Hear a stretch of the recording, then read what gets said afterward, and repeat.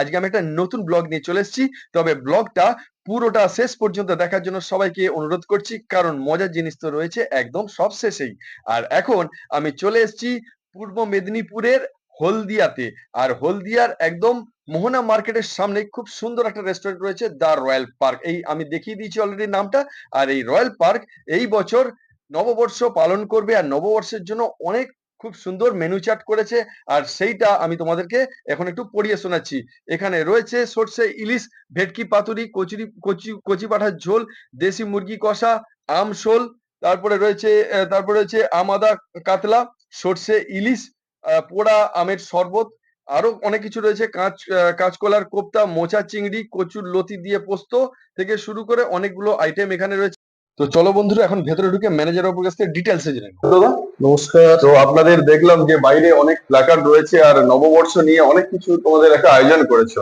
তো সেই একটু যদি ডিটেলসে কিছু বলো, তাহলে একটু আমাদের এই দর্শকরা সব জানতে পারে তোমরা নববর্ষে কি ফ্যাসিলিটি। নববর্ষ বলতে এটা নতুনত্ব কিছু নয়, এটা আমাদের বিগত আজকে 10-12 বছর ধরে এটা আমরা করে থাকি।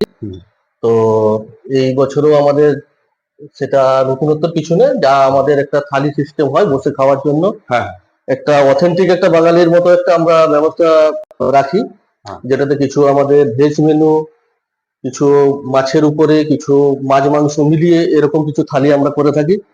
এবং যাতে ফ্যামিলি যদি কিছু আসে তাদের জন্য আবার কিছু ইন্ডিভিজুয়াল কিছু মেনু রাখা হয়। তো সেটা আমরা 13 তারিখ পর্যন্ত লাস্ট বুকিং নেই।